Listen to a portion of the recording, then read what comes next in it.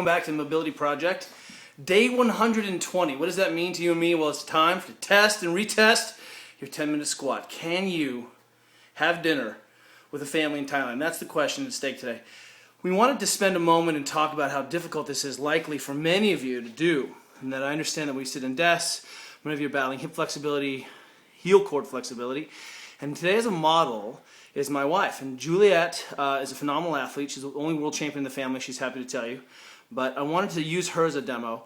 The way we've got it set up, go ahead and drop Juliet. And Juliet starts with her time.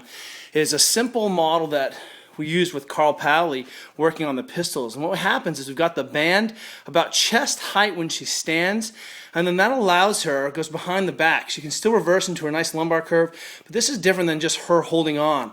The fact that it anchors here and doesn't just pull her forward. She can really sit with an upright torso and sink in, and she has to do a lot of work. And then as she gets more and more flexible, because of the band, she can sort of release her hands down further on the band. She can start to take tension off the band and start to kind of accept more of the squat.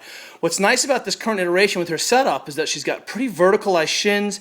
Juliet's still focusing on keeping knees out over the ankles, right? And so, if you don't have a parallel bar at home, you can shove it in the door. But this is a pretty sick position for Juliet. And what's great is that we've got her mobilizing at the position of restriction in an idealized position. And this is what we want to continue to do. Not let our athletes make horrific compromises. You'll notice that Juliet's really struggling, or focusing on rather, on having the foot as straight as possible, still letting her get to the depth. Juliet has one little hip that's a little bit tighter than the other. You'll notice the difference in her feet, and that's one of the things we should be looking at. So even if I just saw Juliet squatting, I could see that one of her hips is doing something different. It's looking to blow off a little torque, and that foot turns out a little more easily than this other foot. But she hangs out. She's been down in the bottom of the squat now for about 2 minutes, right, or a little less. And I want to show you something that's great about this setup particularly, is that Juliet, she comes out as soon as she's burning, time stops, she resets, and she just got a little bit closer, which removes some of the tension on the band. Go ahead and squat again, Juliet. Right? And now, one of the things that's cool is that Juliet can be working on her pistol in this position, which is, again, a knee over toes position. And then go ahead and pistol for us, Wiz. Leg goes up. She tries to shoot her nose over her toes to stand up. That verticalizes the shin. And then we're approximating that good position in the bottom. So today's squat test is to try to get 10 minutes in the bottom position. It doesn't matter if you need to hold on. What we try to do is not leave those knees hanging out forward. So I know blue over blue background is a little bit tricky, but trying to have a verticalized shin. Juliet's also in her weightlifting shoes. She just did a power snatch workout, and she was wearing her shoes, and she probably would do this after a squat because it's so much end range or so much after a workout. So this would be a second workout later on in the day. Certainly spending some time in the bottom, shifting side to side. Shift side to side for us, little Juliet. So she just opens the hip, and then go ahead and turn your knees in too. Try to touch your knee to your other ankle, Juliet. Just one knee at a time. It goes across and comes out, goes across, comes out.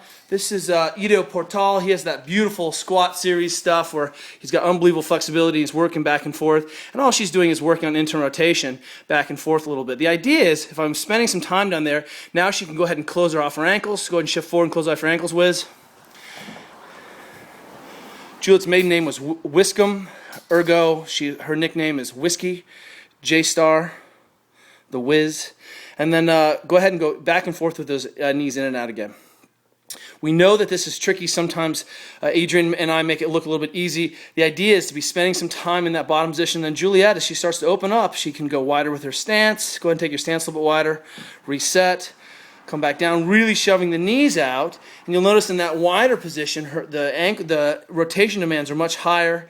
She's still working on having to be active in that bottom position, only in terms of getting her knees out of her ankles. Otherwise, she's just relaxing. There was a question that came up in the comments, is it okay to wink? So in this relaxed position, reversing, but we can't hold any motion or any load there. So even though Juliet reverses in the bottom, we don't want to see a big reversal because that basically takes the sacrum out of that closed packed position to a loose packed position, and then in this loose packed position we have the sacrum going in the same direction as the pelvis, and suddenly we have a lot more of instability. In order to be able to support any load, we have to take that sacrum, kind of tilt it forward and lock it into the pelvis. So don't get confused. Besides, it's not okay for your back to move when you squat. It's not okay for your back to move when you deadlift. So that's been 5 minutes. Julie, got any words of advice for the people who are struggling with this? This is terrible. And there it is. It's good for you?